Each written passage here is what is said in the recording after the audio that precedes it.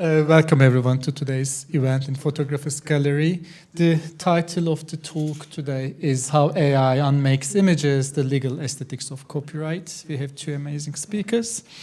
The event today is organized together with Center for Study of the Network Image and Digital and Data Research Center based in London South Bank University. I will briefly introduce the speakers, maybe first with Séverine. Séverine Dussolier is a professor of law in Sciences Po. Her work is, in very general terms, a critical approach to copyright and IP. Her thinking on creative and cultural practices cuts through critical themes of ecologies of open access and commons. And through her work, Séverine invites us to a relational understanding of creative practices and alternative forms of ownership. Nicolas Maleve is a visual artist and data activist, a computer science geek who is interested in socio-technical networks of artificial intelligence and their epistemic implications. He's currently a postdoc at Sciences Po Paris as well. And her doctoral thesis, Algorithms of Vision, focuses on concept of perception at the heart of automated vision algorithms. And the edited book is just over there if you're interested. We will have roughly 45 minutes for the talk, and we will have a question and answer session after. Up to you. Well, thank you very much for this warm introduction, and thank you the CSNI and the Photographers Gallery for the invitation and this really beautiful context in which we hope we are going to feed some ideas for discussion.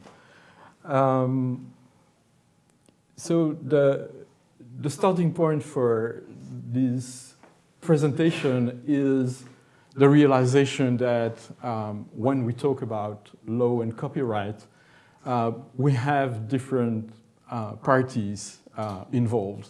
And in that context, artists create their objects. Lawyers also create their own objects. And technologists create their objects.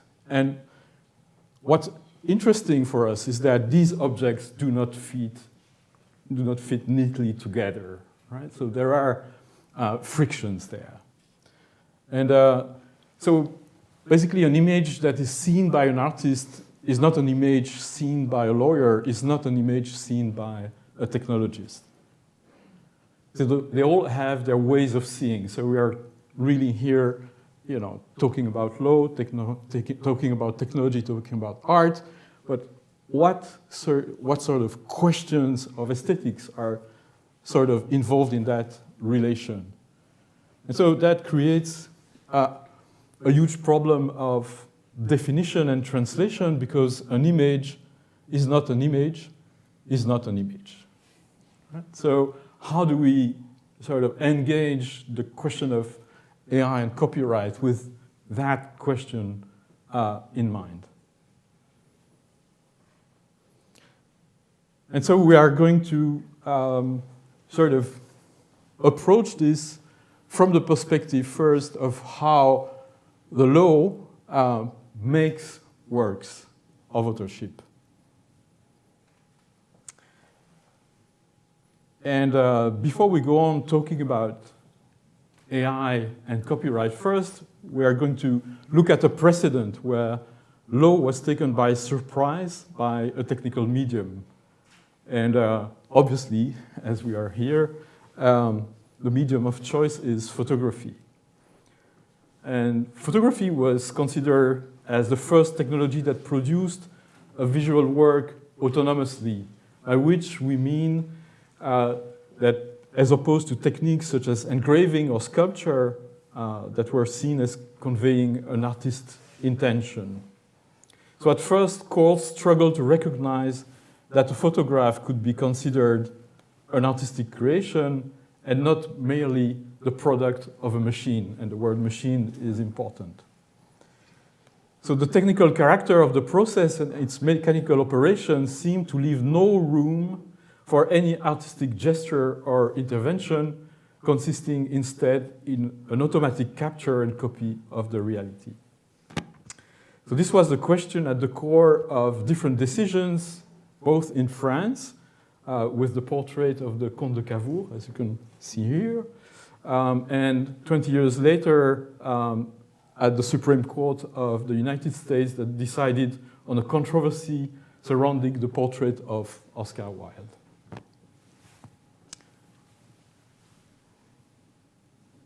So in both cases, while the court recognized the necessary intervention of machinery in combination of some chemicals to reflect the light into a prepared plate, it refused to reduce the photograph to a simple, technically accurate copy of the subject. The photographers were said to have produced the picture and were granted copyright in their creation. So there has been an evolution, right? And in a way, the courts, in doing that, were not just passive observer. They were actually revealing the authorship lurking behind the machine. According to Jane Gaines, who studied that period, she said that the photograph was seen as a painting as well as a written composition and a printed lithograph. The court learned to use a vocabulary such as arranging, disposing, suggesting, and evoking representation in the case of photographs. And perhaps more important, to devise a vocabulary to speak about points of origin, to, in a way, trace an origin to an image. So the courts learned to locate an author and their creative agency, even though the author seems to disappear in the mechanical process. So we're moving to an analysis of the implications of this decision. So in his book, Ownership of the Image, the French scholar Bernard Edelman studies the implications of granting authorship to photographers. He investigates how law is called upon or seized to protect photographs as objects of property. So in fact, there's nothing easy to do that, because the law needs an explanation to explain why someone can own something, a photograph, that represents something that is already owned. So the person or the object that is represented on the photograph. So in a way, to be produced anew is the condition for the reproduced object to be owned again. So the law performs a sort of magic trick by enabling the appropriation of what is already appropriated. Such process of over-appropriation, so that's the word of Bernard Edelman, of reality, lies at the core of artistic and literary property. So it's something quite extraordinary when you think about it. This process of over-appropriation needs to be bound to a subject in law. And here comes the author. According to Edelman, photography had been largely rejected as a copyrightable work for courts, were only for courts considered that the machine was producing the image and the individuals operating the camera were only performing a mechanistic intervention. But as we have seen in response, the courts developed the notion of authorship as the imprint of the author's personality. So we move then from the idea of a machine doing the work to photography as a technique. So the technique as a support for the subject activity and the artist's mind is then substituted to the idea of the machine. The subject affirms himself through the mediation of the technique, and through this operation, the machine is subordinated to his or her creative choices in order to produce a work.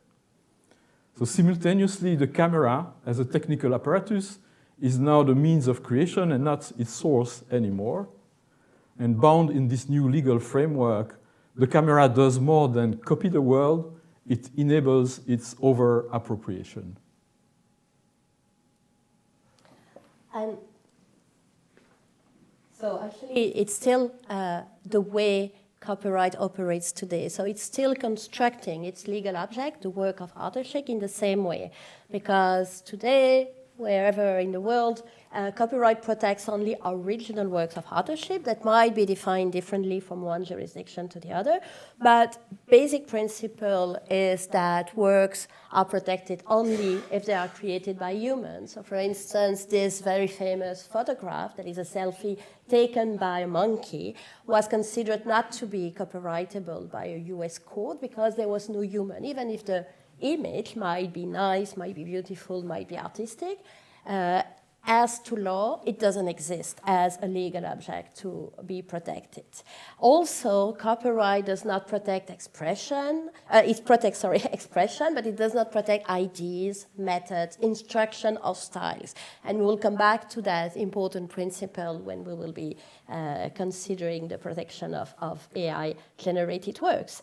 And the last thing is that, and this is maybe specific to Europe, is the fact that originality comes from free and creative choice, and as Nicolas has said, they are expressing, reflecting the author's personality in the work. And this is still the criteria that is used today by the courts, and we have this very important decision by the Court of Justice of the European Union, but it's still applicable here in the UK, even post-Brexit. The Pioneer case that decided that this school photograph of this young child could be protected by copyright. So you see that the law here as a way of constructing its legal object to consider what is a work of authorship that might be completely different from how the art market or the aesthetics would judge this picture, because this picture has no artistic value, it's not considered as an art, as an artistic creation by the aesthetics, the art critics, etc. But in copyright, it is a work of authorship, and this is an important point to which we will come back. So actually, this is once we have this background, how the law is making works of authorship, how does it makes that operation again, how when seized not by photography anymore, but by production of images by generative AI, how does it apply this frame, and how does it makes again works protected by copyright or works of authorship?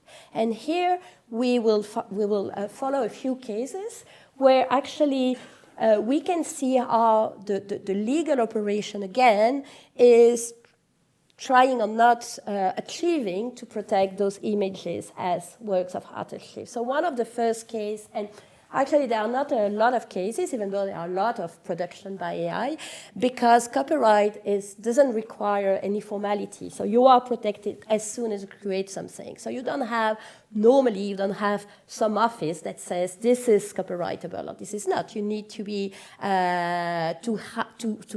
to encounter some copy to claim that your work has been copied, that your work as original is protected. So there are not so many cases, except in the US, because in the US, even though you are also protected by copyright as soon as you create, you have to register your work to benefit from some advantage in terms of litigation. And so you have a lot of AI-generated works, not only images, other things too, that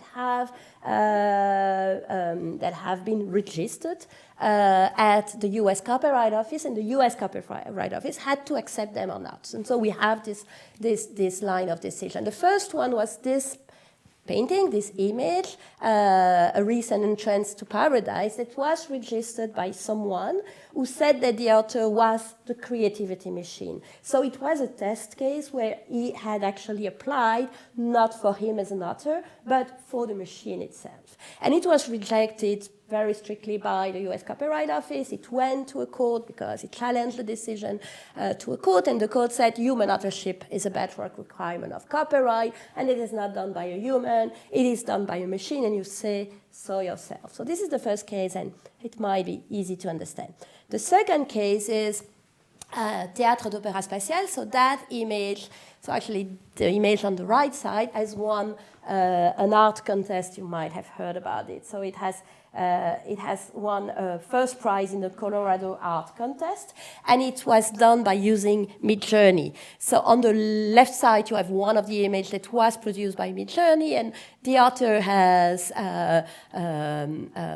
refined the image, made some arrangement on it, and he registered it at the US Copyright Office. And here again, it was rejected, and the US Copyright Office says, the prompt itself, the activity of prompting, even if you have prompted a lot of times to get that final result, this is only instruction. Those are only ideas, and actually it's not a form of expression. This is Midjourney that forms the generated images. So the expression comes from Midjourney. Okay. So far, so good, I think. All of us copyright lawyers, we agreed with those decisions. What became a bit more puzzling, I think, for us when we read those decisions was, for instance, that decision that was about the comic books, Zaria of the Dawn, that is a 16-page comic books. And actually, the author, Mrs. Kashtanova, she made the images by using Midjourney, and she indicates, actually, that Midjourney is a co-author of the book on the front page. But she has produced a lot of images. She has also framed them, chosen them, arranged them in that narrative, in that story. And she applied for copyright. And the US Copyright Office also rejected her claim by saying that actually what could be protected by copyright would be only the text, the selection, coordination, and arrangement of text created by the author, and the artwork generated by artificial intelligence. So it actually rejected the whole comic book as a copyrighted work, but he said what is protected is actually the text you provided and how you arrange the image together, but the image themselves are not protected. And this, it says, we exclude artwork generated by artificial intelligence. But what is interesting here is that if we take, for instance, one page of that comic book, if you apply the reasoning of the US Copyright Office that only accept to protect the text and the framing of the image, it means that what is protected is that. This is what is copyrighted. Okay, I cheat a bit because actually the Copyright Office says that the image together are protected. So if you copy one image, you're not infringing copyright. If you copy the whole page, you are, with the image included. But actually, what the US Copyright Office is really strange because, in a way, it completely emptied the artistic content of this page and of the comic books to form a rather thin copyright that is almost suspended in a visual void. So, for instance, that if we come back here, you can see that what is interesting in the way she narrates the story is the fact that the character, the hero, is walking in Grand Central Station in Times Square where there is no one.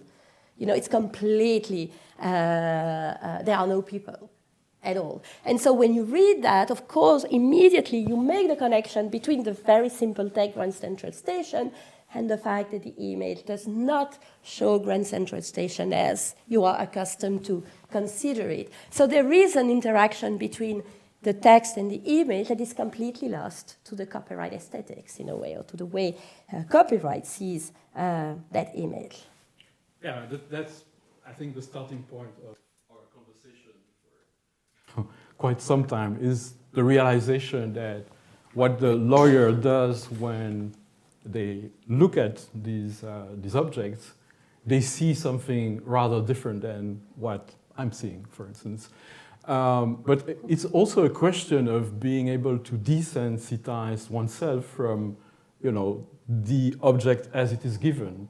So it's also a certain form of training, a certain form of learning that comes with a way of making sense of what is, available here. So a kind of legal aesthetics as we sort of define it as the object of our, the lens through which we are going to look at those cases. And actually, copyright has other modes of doing that. So here they really separate between the artistic work itself, what is the work of authorship under law, and what is just production of a machine. Actually, copyright could do things very differently. They could protect the whole thing and then says that if you copy things that are not protected, then you're not infringing copyright. It would have been another way of looking at it. Another example of such a separation is also interesting.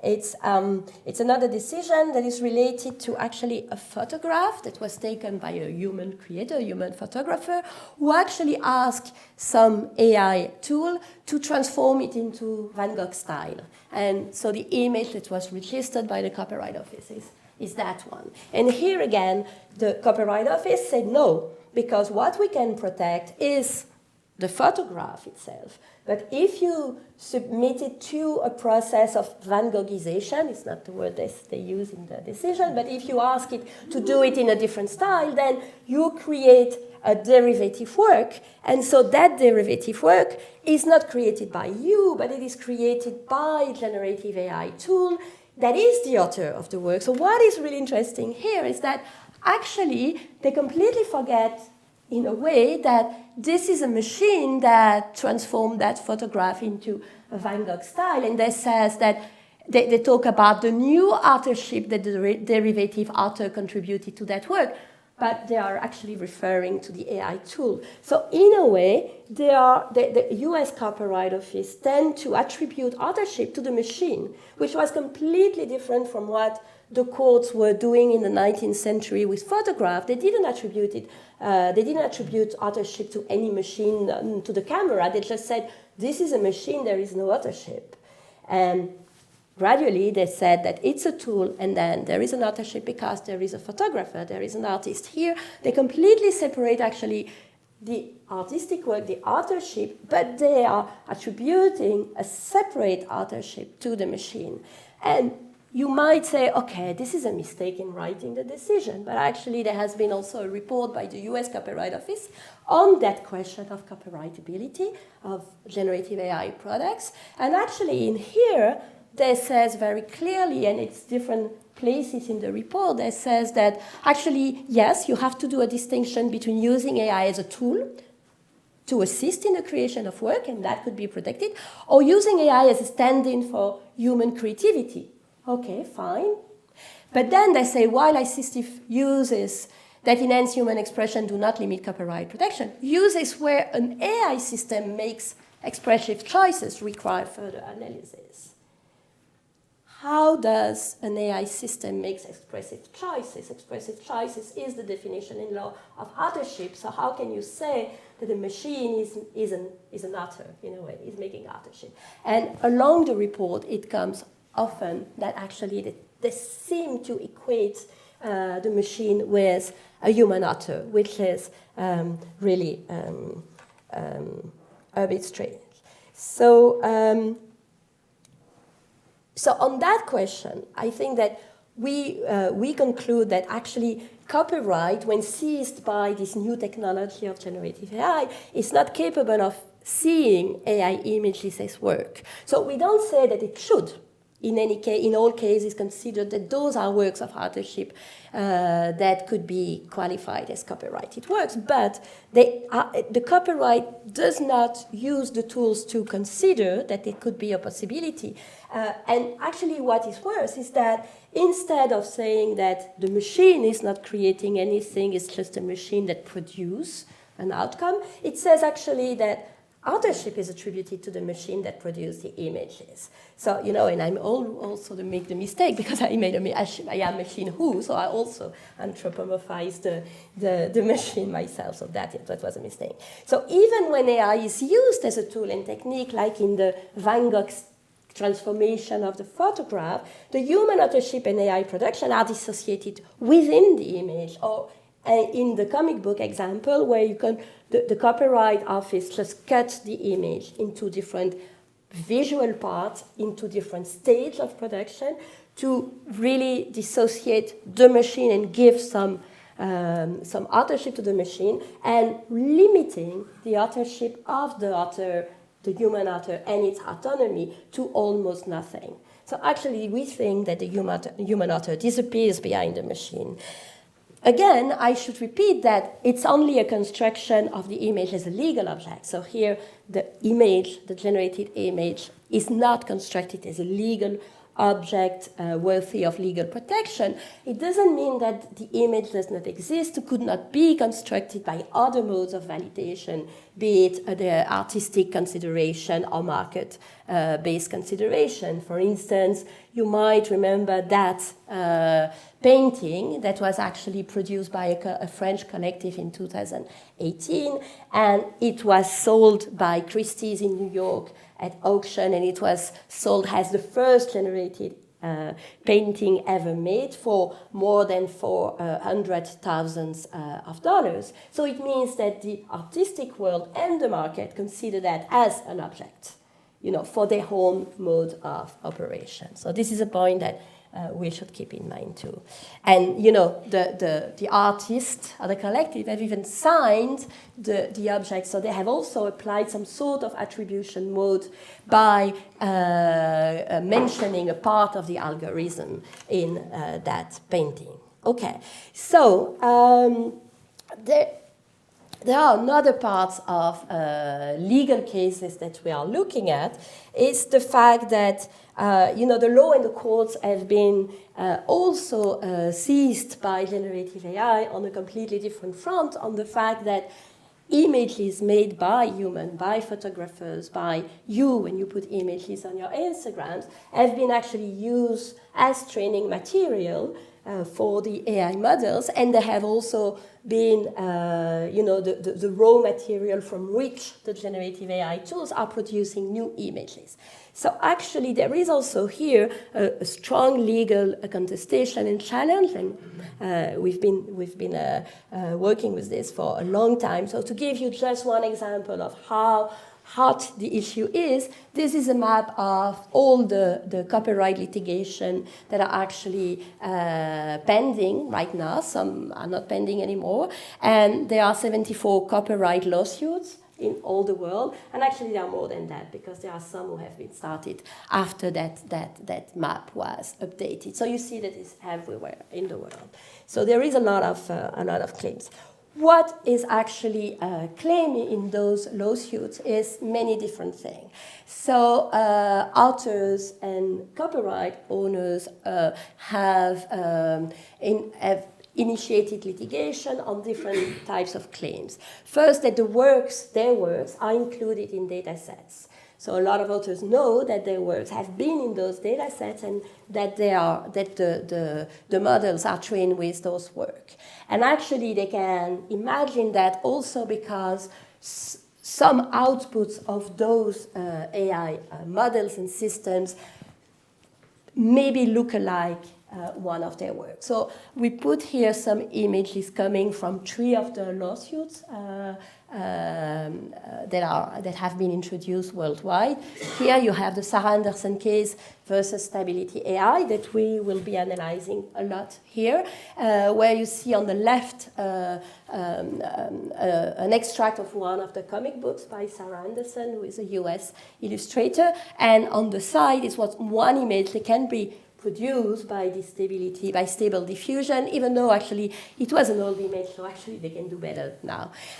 Here you have the case of Getty image, again, Stability AI. This is one of the images that was produced by Getty to show that when you ask an image of two football players disputing a ball, you have an image on the right that might look alike one of the images in which Getty has a copyright. Again, this is an old picture where you see the player is a bit distorted. And there is another case that is on a very specific image that was used by Tesla to promote its new automated vehicle. And actually, this was the image that was used. And it really is an inspiration from Blade Runner 2049 film.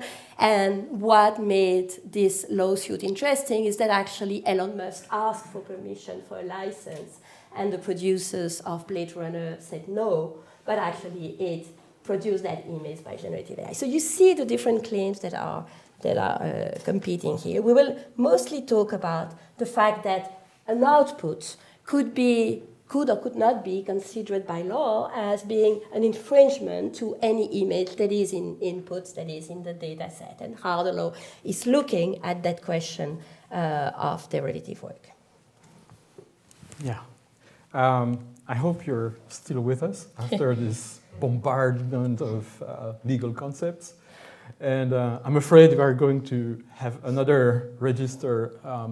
We're now going to give some sort of technical coordinates to understand, in a way, how these lawsuits are framed and how the various arguments are playing out.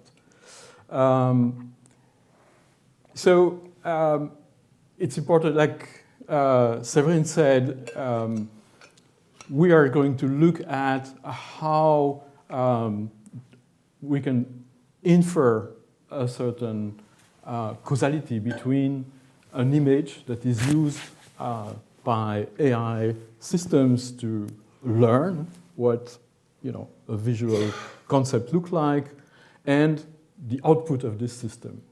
And one object that is very central to this is the data set. So a data set, for those who don't know, is a collection, in this case, of images with various data associated with this image.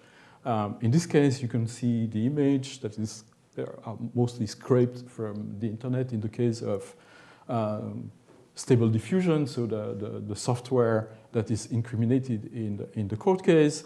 And you can see that these images have been scraped from different websites, but also with descriptions that are come along with these images on the web pages. And then you have a series of metrics which are added by the person who composed the data set, and some more remarkable than others, such as an aesthetic score that sort of filters out the images that are deemed not pleasant enough and, in a way, not fit for the purpose of generating nice images that customers would like to produce.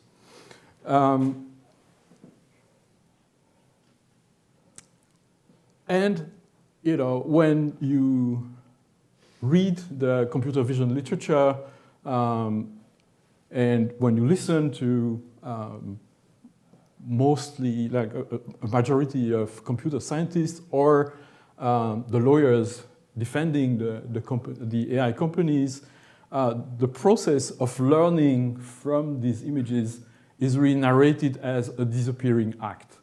So essentially, you have images in a training set. These images are converted into vectors. They are sort of analyzed statistically, and the general traits of this image and the relations between these images are sort of abstracted in what is called a latent space. And so this latent space is, as we are told, a space where you don't have any images, and where the concept of the singular image has become irrelevant. So what we have there is what, for instance, Anna Munster and Adrian Mackenzie called an image ensemble. So it's a sort of understanding of the image not as a collection of separate, visual elements that you can isolate and that you can see, but it's a sort of map of all the pathways that traverse all these images. And so it allows, of course, a discourse saying, well, we actually do not make any copies of images in this process of learning, because in a way, the sort of object that we could hold as an evidence has dissolved. All right? So it's another magic trick. This is the magic trick of computer science now. It's interesting to sort of have a sort of understanding of this, and also to see how we need to be very careful with that kind of discourse. So this is another map of the architecture of it's sort of diagram of how Stable Diffusion, the algorithms that the company Stability AI uses to generate images. And as you can see, it's a quite convoluted process where the user can type a prompt or suggest an image. Then it enters a latent space, so the image is converted into these vectors. And through there, it sort of iteratively produce a sort of response based on what it has learned from the data set, which is then sent through a series of filters before being, in the end, generated, shown as an image. What's important there, yeah, thank you, is to see that this is an architecture that is a sort of like a VJ, a board where all kinds of sources of images are mixed together, because all these components have been trained. So all these components also sort of feed off different image cultures, various sources that are selected.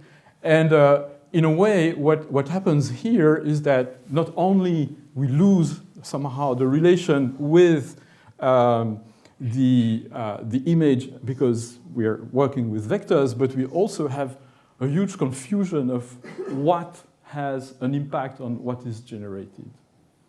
So it's the sort of perfect laundering machine for images. But we have also to think and to keep thinking that, in a way, all these interventions here have different weight. And so it might be that, depending on how the process is handled, images that are used for training at the end of this process might have a huge impact on the results because they specialize the software into giving a certain output. So we are not done with images, but we are dealing with a lot of indeterminacy in the process, which allows for a lot of arguments to be made. I see that we are already reaching 10 minutes. So this is so you can yeah. go back to your text, yeah. and I will do that. So actually, if I come back to copyright, again, copyright is a way of seeing images to operate or to apply its notion of what is a copy, what is not a copy. And actually, in copyright, making a derivative work, so making an infringing copy. So I put aside the question of memorization that we have been talking a lot recently because some court cases that actually something that have been produced, it's mostly text, that have been produced by generative AI is an exact copy of a work. And so there is a copy, it's easy. It's not that easy, but it says it's easy. But what interests us is where the image is not exactly the same, where it diverges in a way, which should be the normal operation of generative AI. And actually, for copyright to see that not exact copy, but diverging copy as an infringement of a copyright in an image is to apply the notion of derivative work. And in copyright, making a derivative work, and again, I will talk from a European point of view, is reproducing creative elements of a work in a recognizable manner, and the same overall visual impression is not enough. Okay, so you have to copy what is original elements of the work, and you have to recognize those elements clearly in what you have produced. And you need to copy the expression of the work, not the idea, the data, the information, the style itself. It will not be enough to count as copyright infringement. So with that ways of seeing what is an infringement, what is a copy, actually it means that in the cases that we have studied, the Sarah Anderson case, the plaintiffs need to demonstrate that there is a reproduction between those images that have been produced by the Stable Diffusion tool, that there is a resemblance, not only a resemblance, but a reproduction of expressive elements of the original work, protected by copyright. And so it's not only a way that it's not only that the style has been copied, but really that creative elements of that first picture have been copied. And actually, the way they do that in the claims, and we've been reading all the writings by the lawyers in that case, you might have two things. You might say, okay, actually, because we have the image of the copyright owners we represent in the data set, it means that anything that is digested and then,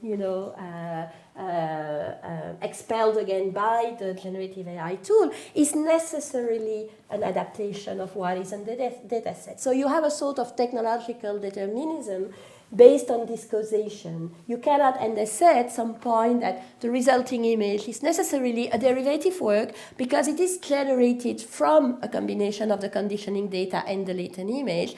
And they said, okay, of course now output image will be a close match to any specific image, but they are always an interpolation of the latent image that are produced, extracted, and put in the latent space from the data set. So actually there is this argument, but actually the court is not really buying it. And in the first decision by the court, the court mostly aligned with the argument of the defendant that says that actually we never copy. So what Nicolas said to you said, we never copy, we just extract mere information data and we transform it into a sort of cloud of points and mathematical formulas. But there is never an expression of any image that is in the data set that we copy.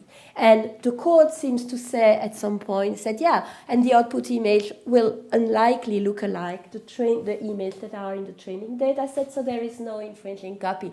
In another decision, it says, yeah, but we don't know yet. We have to go forward and we have to look whether, as lawyers, if we consider that there is a copy, if you transform an image into an algorithmic or mathematical representation. So this is an opening for another type of discussion. Yeah, perhaps we can, go speed up and go to perhaps the conclusion. But you can see that that's the kind of visual argument that is brought in court by the plaintiff to show, well, maybe there is no copy, as you say, but there is an effect of copy which is very close to a reproduction. So for instance, here you can see that the plaintiffs show what you get when you say the prompt, when you type the prompt teacher, but then when you append the name of an artist like Gregory Manches, you see that obviously the style of this artist and the kind of trademark elements of the person are, very systematically present. The same for Sarah Anderson. And also they show that, behind that there is a clear commercial objective because the users are given these lists of artists to append in the prompt. So it's really a machine to also generate images in the style of. And so basically what we have here is a sort of problem of being able to talk about images not just as singular elements, but images in relations to have really the legal vocabulary to talk about the relationality of an image space rather than a singular object. So again, the style that are learned by the machine are, in a way, if you look at how Monet is taught to a machine, is not just through example of the paintings of Monet, but through a large range of images that sort of echo Monet styles in different ways and in different medium, as well as printed on different elements. So amateur images and baby clothes are also sources for inspiration of the algorithm. So in a way, you have in that space both, in a way, a mechanism to copy and to keep something of the expression of the image, but on the other hand, a sort of trivialization of the image. So it's not the image as a singular object, but as part of a collective. Right? So we will go to the conclusion. I will skip that. Maybe we can come back to it during the Q&A. But our conclusion is the fact that actually the way copyright is seeing images and the way generative AI is seeing images is so collapsing, or is really colliding rather than collapsing. It's really colliding in the way that if we want to see generative AI images from scratch, not from a legal point of view, from a technical point of view, we are really faced with a long list of dilemmas. And this is our conclusion. This is how, we can think as a copyright lawyer, I can see how copyright is making images, how it is transforming them into legal object that is called in law works of authorship. And on the other way, we see how AI is unmaking the image, and we try to show you actually how AI is dissolving what we know is an image in its process. So one point we made at the beginning was the fact that copyright relies on the notion of works of authorship that is relates to the personality of a human author, and to do that, it sees the camera, or any other technical device that you use to make a work as a technique and not as a machine that is producing the work.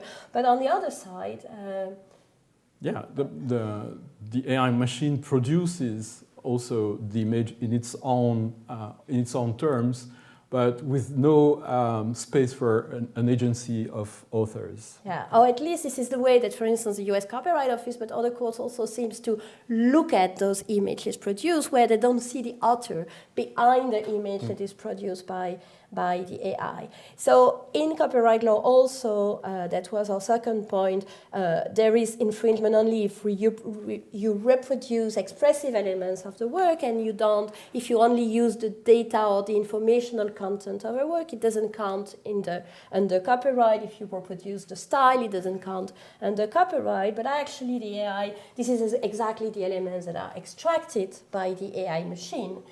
And here it's a very difficult discourse to navigate, because of course it comes, like the authority on this part of the process comes from a party involved. So it's the computer scientists that are mostly involved and aligned with the AI companies that produce this discourse. So we need to always remind that, but the discourse is that the AI extracts something that is unauthored, non-individual, unexpressive, asymbolic. It's just numbers, right? It's just patterns and regularities.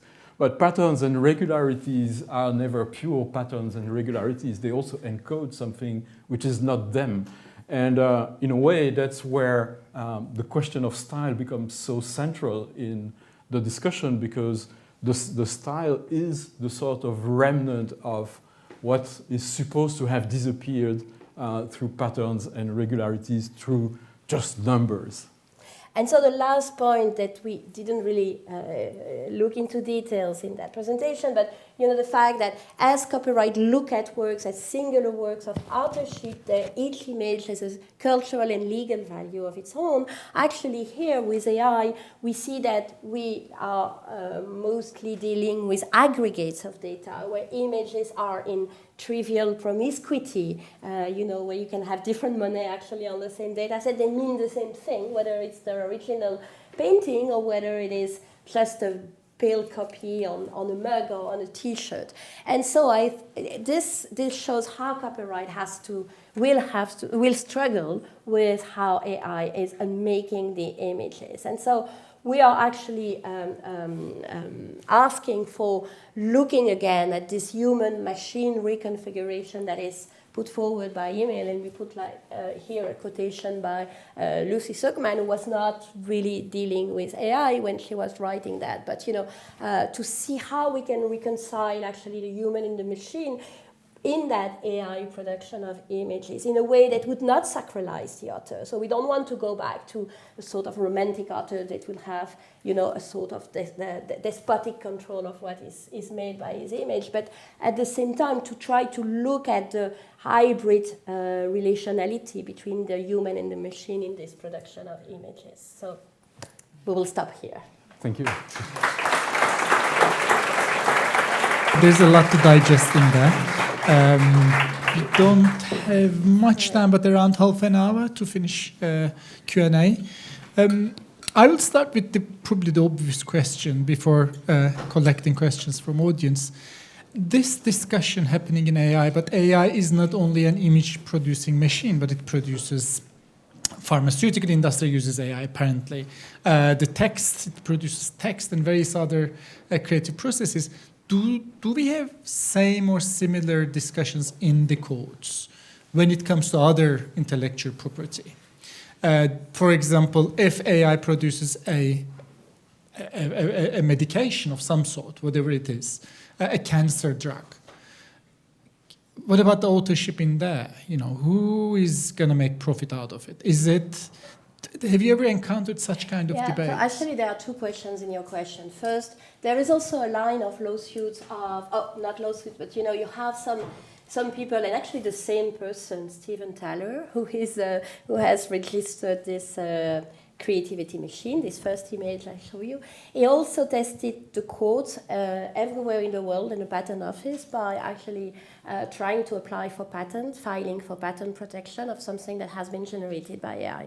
And he has failed in most countries. He has succeeded in one, I don't remember which one. And so there is another specific question. But here, patent criteria are really different. The other thing is that the second question, the fact that you can use AI to actually extract a lot of data from medical publication, for instance, to try to find a new drug or something like that. This was actually the case for promoting a copyright exception in EU law to say, there is a copyright exception in EU law that allows for text and data mining, for the use of a vast volume of copyrighted works to just extract data and information. And actually that was the case that was put forward to justify that exception. It was medical research. And actually copyright holders didn't see the problem because here that was mostly to extract, mere information. It was just that the process of reading, thousands of texts was made easier by AI that could. But actually it was done in 2019, and when generative AI happened in 2022, then suddenly there was a copyright panic because they said, but this is not what we agreed. We didn't agree that you will actually use our images to produce other images. They could be substitute to our copyrighted work. So actually the debate is completely different. But it's related but different, I would say. It was quite striking to see the talk started with this early photography debate in the codes and the relation between human and the machine when it comes to photography. And it's quite striking that debates, we are thinking about it again with a different machine this time, but the machine is completely different, and we are thinking about if there's an authorship within the machine or not. And from the legal point of view, this magic of, as you said, the magic of making and unmaking. First, the machine unmakes the existing copyrighted images in such a magical way, all of a sudden it can claim for an authorship and takes the place of the author. Maybe let's collect some questions. There are a lot of questions, it's good. Shall we get 3 of them maybe, because so we can have 2 rounds of questions. Yeah. So we can choose not to answer the toughest. I just wonder whether artists, photographers should be careful where they put their work online. I know the website platform that I use, they tell me that they can't be scraped. And I noticed that the Media Lab isn't on the regular social media platforms.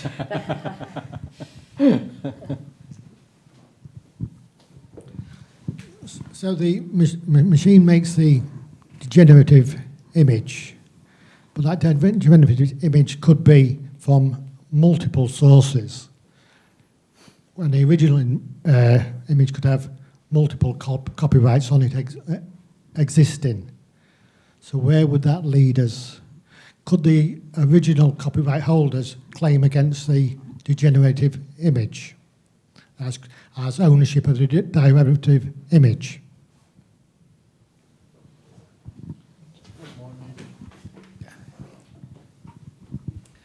I have a question about the mechanisms that you think through which law evolves. How do you think, like if we take the current AI that we are witnessing, at least in the West, as you know, this very violent, extractivist, authoritarian, privately owned structure that privatizes culture. And it looks like copyright law is not equipped to deal with it, and law has very strict, rules of functioning. Where do you think and how could it evolve to respond to the current condition? And for instance, I don't know, I think in Denmark there's a case, so they're trying to allow for ownership of people to the way they look, so that what kind of law is that? I'm not a lawyer. And do you think there are areas of law that could be used and put into this law to kind of respond to the current state? What are the mechanisms through which we can have some kind of future? Maybe we get some answers before, but just to say, clearly the legal regimes of different countries differs. And today we focused on US. We learned about US, but I know about the UK legal regime, which is it seems different. But oui. Well, first, I will first answer the simple thing, and then the more complex will follow. Essentially, depending on where you post your images, you have different degrees of exposure to AI. If you post your images on Instagram, by signing up for the platform, you have already given permission for Meta to learn from your images. Like you're by just the action of uploading your images, you're giving them training data, right? You might work with other platforms which have better terms and, for instance, guarantee that they will not share the data without your consent or not share them at all. That depends a bit on where you post your images. But it doesn't prevent your data, if they are public, to being scraped by the bots that are sort of feeding off the web pages with or without consent. My platform says that they can't do that. Right? Format. Yeah. But actually, the law says, in Europe, the law says, not in the UK, I will come to that in a moment, but in the European Union, the law says that the AI operator can train their models on your images. So if you put your photographs online, they can train on them, except if you opt out, if you reserve your right, if you say no. And so it means that if you put online an image, you can put it in a technical format that will be recognized by the AI operators, and they will say to them, you cannot use that image for training. The problem is that with all the images that are already out there, and that you can reserve your rights for older images, but you will never be able to attach a technical format to the image that are already circulating online. So this is difficult. And in the UK, actually, they are still discussing what solution they will implement, because with the Brexit, they decided not to follow the EU rule, and so they are discussing about it. You have heard about it, because there was a lot of media coverage with a lot of UK artists protesting about what the government wanted to do. Basically, what you need to check in your platform is what terms, obviously, they're in your favor, but also what kind of technical measures they have taken. Yeah, but you can also apply your own technical measures. You don't have to just rely on the platform policy. You can say, this is my policy, actually. And if as a photographer, you are represented by a photographer gallery or by a photographer, collective management organization, they will know how to do it, for sure. then I don't really remember the question about derivative. Actually, it's not because for instance, copyright owners in an image say, achieve to say that a derivative work is infringing, or that an image produced by generative AI is infringing their rights, that they will gain rights in that derivative image. That image will not be protected by copyright because it is generated by AI, as we said. So, it doesn't mean that once, so the intention of the copyright owners right now is not to try to capture all the images that are produced and make them their own. Actually, what they are really afraid of is, beyond the legal arguments that they can deploy, what they are really afraid of is the substituting effect of generative AI. And we can see in some artistic field, and some authors receive less commission, for instance, illustrator, the graphic designers, or the people who are doing images for very specific project, because those images with the heroic fantasy images when you see the dragons, etc. Those are the images where artists are losing a lot of money right now, because it can be easily produced by AI, and so you have a lot of people who want some images to illustrate a book. They can produce them by themselves. So all these lawsuits is also the ultimate goal of putting a stop on generative AI production of images, to try to block this substitution effect, and to try also to get some remuneration from this operator, not to completely compensate for the loss of revenue that might already be happening, but at least to signal that it's not fair to just extract all that value from the creation by creators, by authors. No. And the third question, I think the question was like, in a way, what are the forces that make law change or adapt, and what is the potential of using law in that case, especially when we see how it struggles. And I think there is the question of what kind of forces are there, and I think it's interesting to look at the example of photography, because it's really the moment of where there is a nascent market for producing copies of images, and there are people. There is an industry. There is a possibility to make image circulate and generate revenue, and for that there needs a mechanism to assign ownership on the subject. And that's how the author comes, in the picture, by being the sort of mechanism that allows for asserting property on images.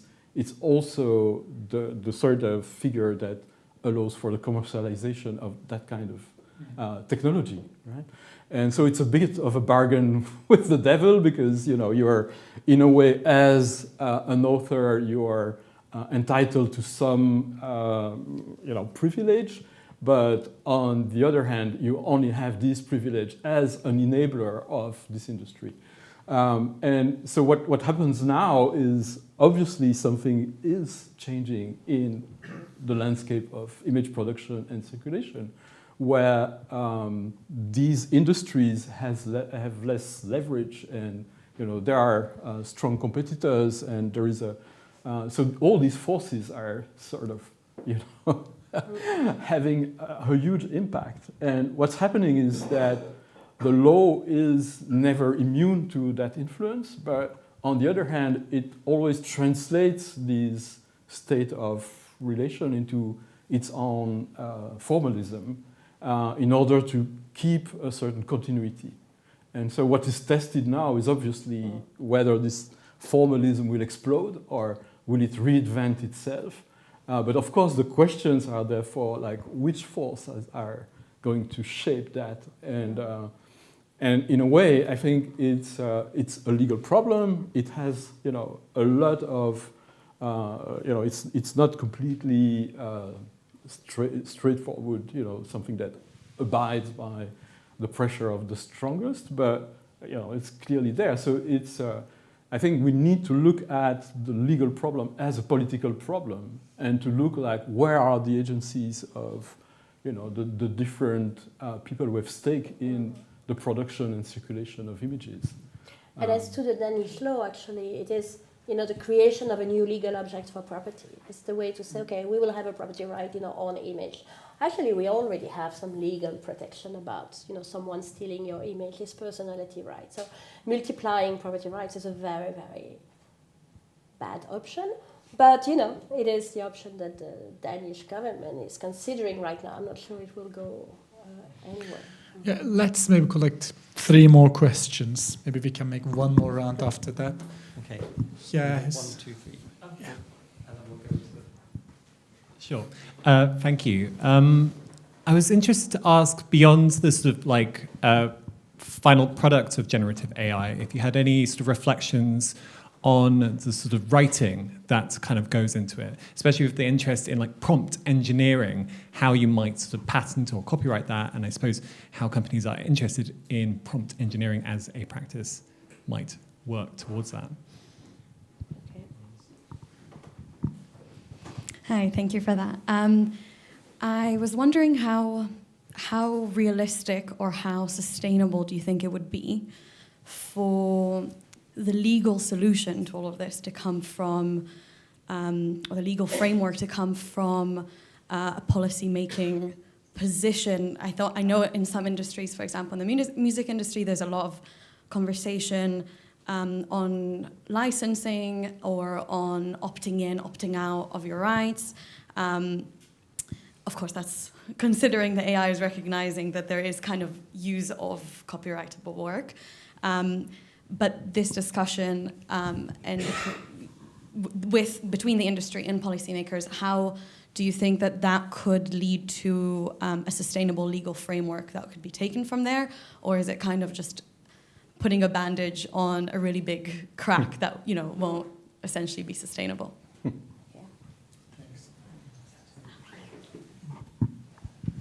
Yeah, thanks very much for the talks, by the way.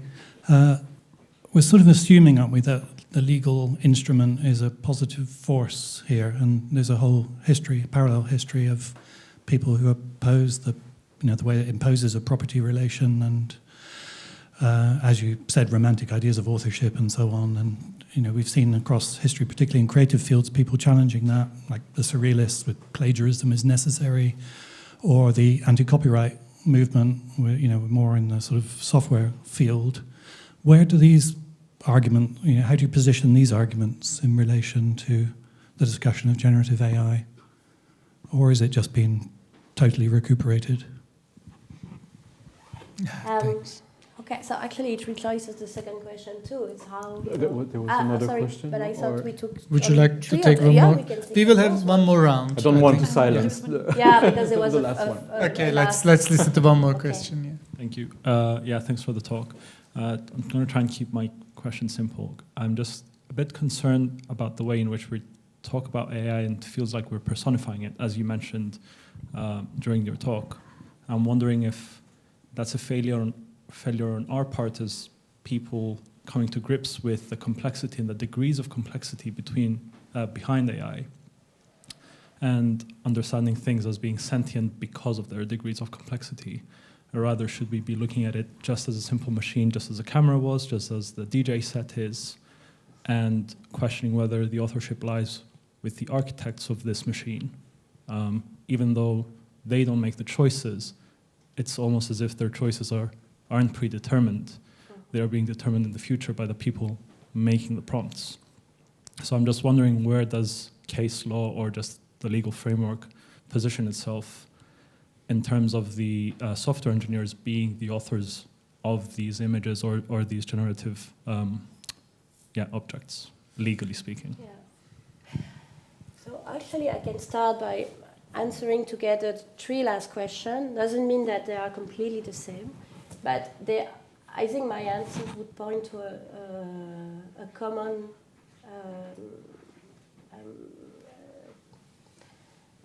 to something that there is common to them.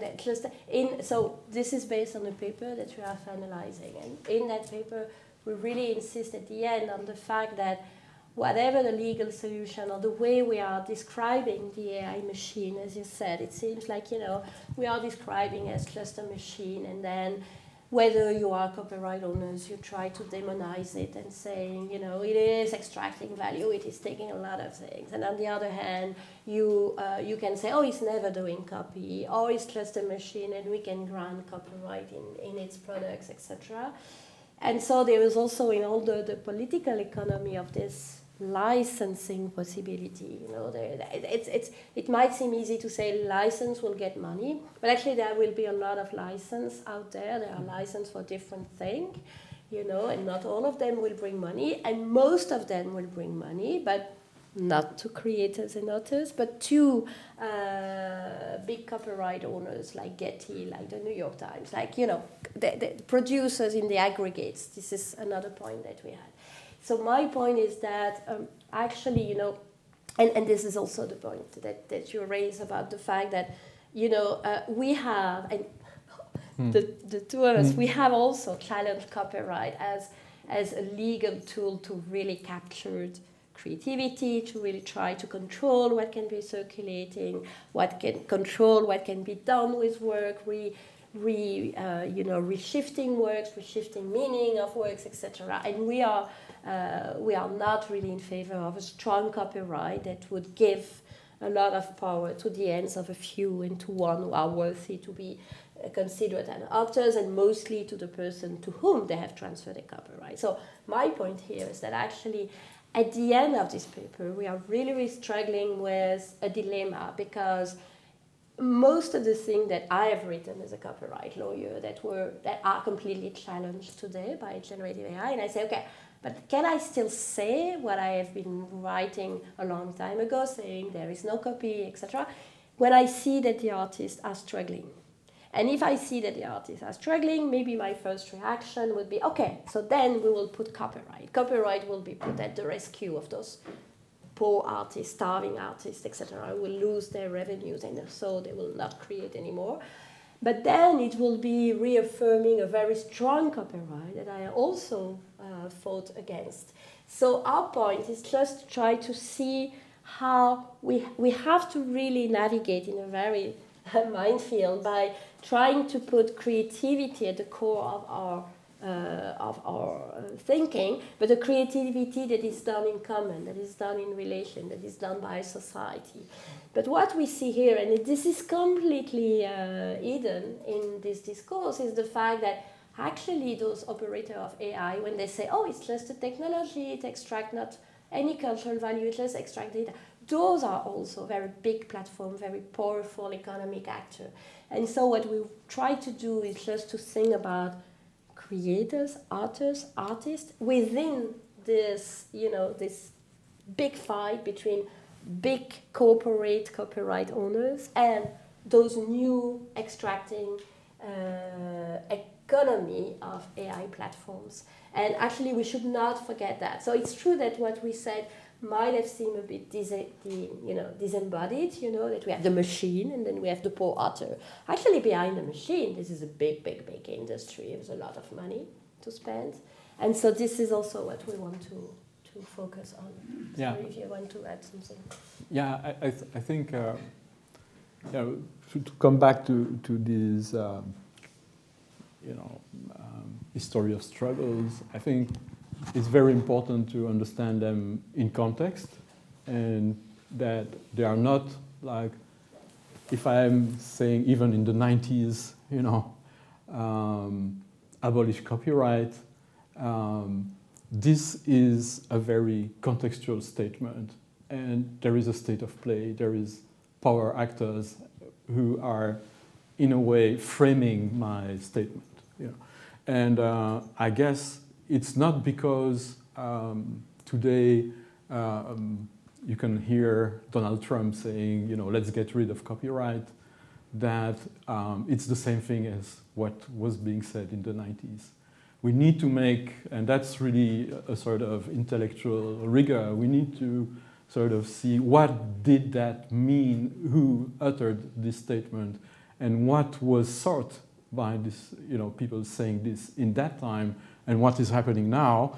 And, it's maybe not, it's clearly not the same thing. And it doesn't mean that this strategy has, simply lost its interest. It needs to be recontextualized, I think. And that leads me perhaps to the second thing about also, and it's something that I also, we struggle a lot to do, is to try to sense up to which point we can disentangle the technique, so the generative algorithm and the platform. Because at the moment, and especially in these court cases, they are conflated. We talk about stability AI, and the algorithm is Stable Diffusion, and even the names are somehow sort of fusing the two, but there is no reason why this technology is necessarily bound to that kind of economy, or at least speculatively or programmatically, we can look into how to disentangle them. And I think that leads me to perhaps the last question, which is the question of perhaps the choice, or who is the design of these technologies, and to look at the how perhaps the answer is maybe not only in the law, but also in looking for alternative designs of these technologies, but probably done with other socio-technical networks, other communities, with probably less dependency on all the kind of toxic materials that, and content that are in them. I mean, we really have just 2 minutes. Is there any question? There is one question that we haven't answered. I think that what you said about prompts, Prompt prompts can be patented, copyrighted? Yes, but it will be, anecdotal. If I understood your question, I think that yes, there might be also copyright in the prompt itself, but it will not solve the issue. It will not, it will just be an anecdotal thing, because the people who prompt will not be the one claiming copyright in their prompts. So, if I understood well your question, maybe I haven't. Yeah. I just have one question. Let's finish with this question. And we can continue in the pub downstairs. Okay, yeah. I'm sorry, this is an unanswerable question. But if you take the view that all property is theft, then if, on the one hand, one wishes to abolish copyright, wouldn't you also then have to abolish private property? I mean, is that encompassable? Thinking of the strand from Olga's question to Jeff's question, can you encompass that within your research? But actually, we don't have much time. If it is unanswerable, Please I will yes. not answer. No, but it will be a long answer if I try to start. So I think that, there is a very famous quote in intellectual property that says that knowing what we know today, we would never have instituted intellectual property, but also knowing what we know today, how the system works, we would not be able to do without intellectual property. So, there is this paradox that actually, the way intellectual property might have been done completely differently. It might be too broad, it might be, but at the same time, I wouldn't be for an abolition, because I think it serves its purpose. But the fact is the capture of intellectual property and of copyright by some actors is problematic, and has always been. Whether it is by people, claiming too strong copyright, or by people trying to escape copyright by those type of arguments we've seen here, that we don't infringe, we don't do copy. So on both sides, there is this instrumentalization of copyright to go too far or to go not far enough. It's problematic, actually. This is the problem that we have to face. Do we have enough copyright to answer that question of generative AI, or do we have too much copyright to answer that question? And the way we are answering that question is to look actually, we don't solve the issue, we don't want to say this is infringement or not. It's not that we don't care, we do, but actually we try to see how the problem itself is phrased and what is the legal vocabulary and the ways of seeing an image, as we call it, by copyright that is actually already part of the issue. Yes, maybe this is a good moment to finish. Because do you have one sentence for us? Yeah, I diverge a bit. I think there were systems without private property, as we know. I mean, and there are still. And there are it's still. Not only in the past. It still exists. So I think that's a very interesting speculative question. Like, what kind of AI would they invent? You know, what kind of AI would have been invented in Russia in 1918, for instance? You know, what would be the technology that would arise in that case?